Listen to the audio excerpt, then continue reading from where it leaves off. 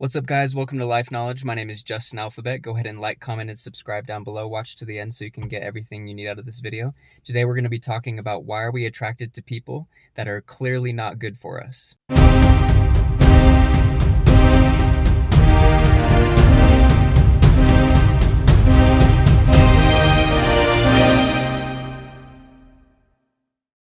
Okay, so we're going to be talking today about why we're attracted to people who are clearly not good for us. And to start it out, we're going to talk about the yin-yang symbol. I pretty much talk about this in all of my videos. A lot of you guys have seen some of them, and so this one will make sense. The reason why I talk about the yin-yang symbol is because the yin-yang symbol is about balance. Each of us have a dark side and a light side in us, and one or the other is more prevalent. There's a masculine side or a feminine side in each of us that is more pronounced. A lot of people are more in touch with their feminine side. The reason why is because the feminine emotions have to deal with nurturing, love, kindness, sweetness, mothering and smothering and all those good, happy, joyous, loving emotions. And everybody likes those. Those make you feel good. However, there's a whole other side to the yin-yang symbol that a lot of people don't understand. And so I want you to think about the Disney and Disneyland classic of the Beauty and the Beast movie.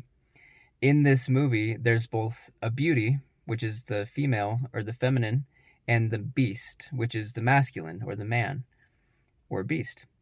And that represents the same thing as the yin-yang symbol, right? We have a black side, which is the beast, and we have a light side, which is the feminine. And that's not how it is in Taoism.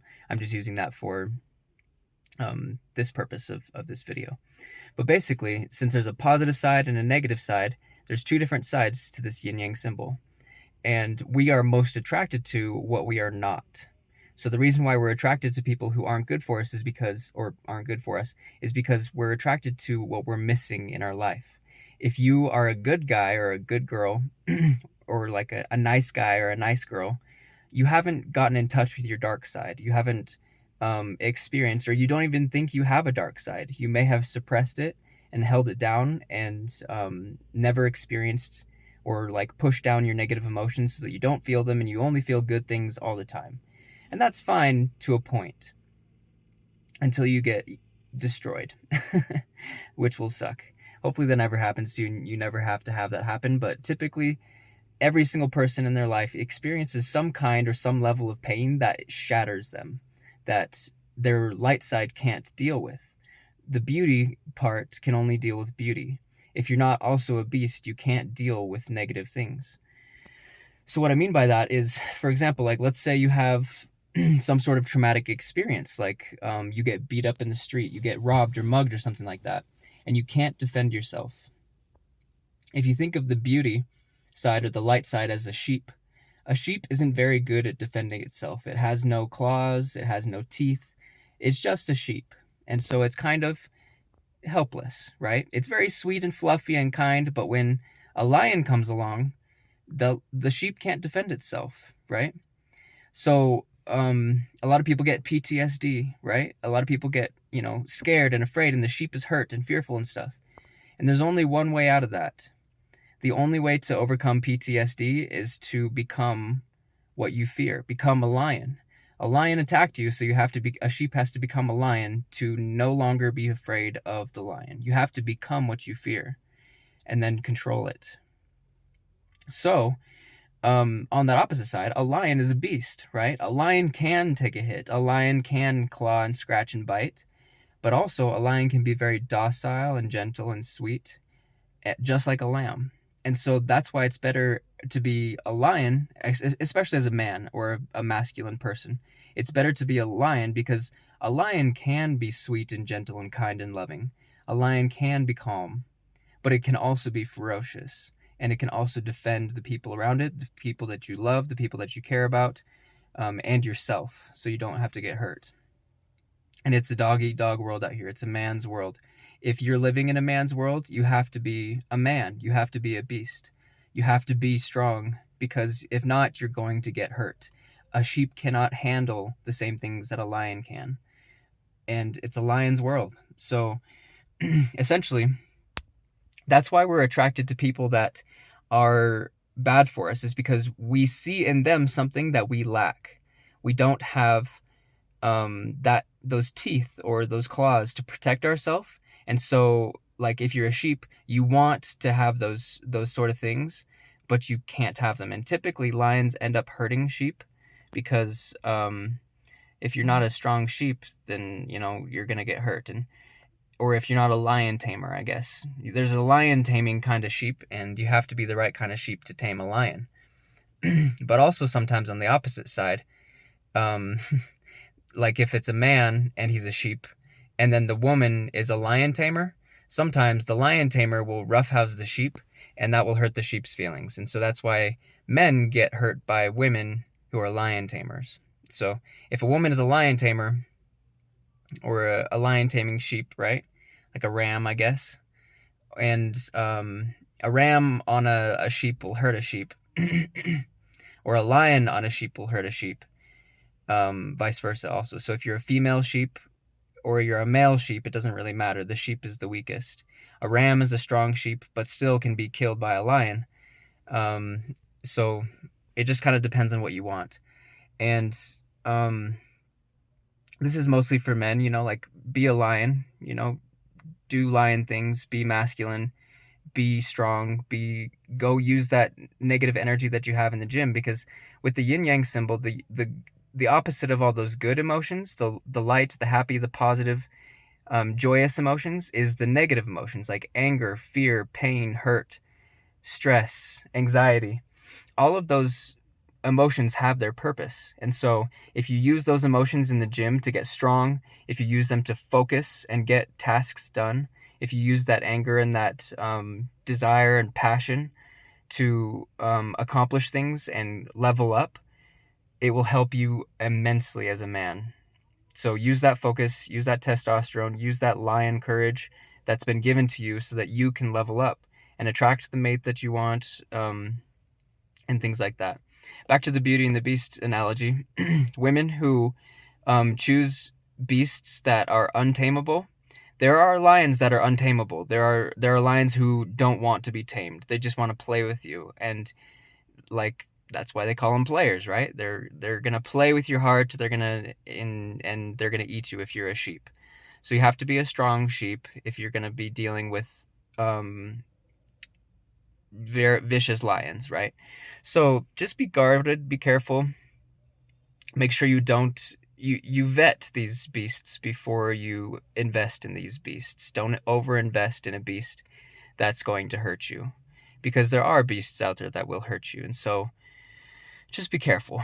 And there's no way to avoid hurt, guys. There's no way to avoid pain.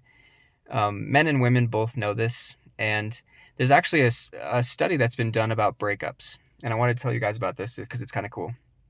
So men and women have different brain statuses. Masculine and feminine have different brain functionalities typically. And men typically have more logical, masculine thinking. So they think in like logic and facts and words and numbers and, facts. Women think in feelings. Feelings, emotions, how they feel, and those kind of things. Emotions are the ruler of the feminine. And these are both good things. Both have their purpose and both have their place. That's why men and women are so good together, is because they have both sides, both thoughts and emotions. And so when something feels wrong to a woman, then she can say something about it. When something is thought through by a man, he can say something. And obviously everyone has both masculine and feminine in them, but one rules you more than the other typically. If you were born gender a man and you have more testosterone, you're typically more logical. If you're born a woman and you have a female and you have more estrogen in you, then you're typically more emotional and feminine. So in this study about breakups, they have both studies done about how women deal with breakups and how men deal with breakups. And men deal with breakups in a logical way because they're more logical, and women deal with breakups in an emotional way because they're more emotional. And they say that women tend to get over breakups much quicker because they feel the emotions, and men logically try to bury the emotions because they don't want to feel them. right? So the way that that works is women tend to get over breakups much quicker because they go through the whole process of grieving, of pain, of hurt, of crying, and like letting all that out, like being sad and blah, blah, blah, right? Like they feel the emotions and that allows them to get over the breakup faster. When men do it, they typically push down those emotions. They try to, not think about it. They try to like push that aside, go work out, focus on what they're focusing on, do what they're doing, and not think about it too much, which just pushes the emotions down the road farther. And so it takes them longer to get over things. And so that typically is how things go. And so use that information if you're in a relationship or you're having a breakup issue or you've chosen someone who, isn't a good partner for you. Use that skill, if you're a man or a woman, to feel the emotions, right? First off, if there's someone that's not good for you, you're going to break contact with them, right? There are 7 billion people in this world, so there's someone else that's good for you out there, right? If this person abused you, cheated on you, or something of that nature, they're not for you. Let them go. They need to learn a lesson. That's for sure where you draw the line. If there's other things that they may have done that are weird or abnormal or really, really bad, then probably consider getting rid of them too. If it involves drugs, alcohol, abuse, not willing to change, murder, felonies, etc. Like if there's anything that's illegal, immoral, or unethical, pretty much, get rid of them. There are so many people out here, so you can find somebody better for you. Second off, when you're looking for a beast or a beauty, right? You have to make sure that they're the right person, right? If, like, for example, in the Beauty and the Beast movie, Gaston is a beast, right? He's a muscular man. He's a beast, but he's also a narcissist. He's very focused on himself and only cares about himself. He does not care about Belle. He just cares that she's the most beautiful in the land, and he'd probably cheat on her anyways. So, like, if Belle had gotten with him, then she wouldn't have had, a loving, healthy, happy relationship. So, the beast obviously didn't look that great, which is why women don't typically always go for looks. They go for protection and how a person makes them feel. So don't worry too much about looks if you're a woman. Just worry about how a man makes you feel. Does he make you feel good? And will he make you feel good for a long term? A lot of men typically work really hard in relationships for about 3 months and then they stop.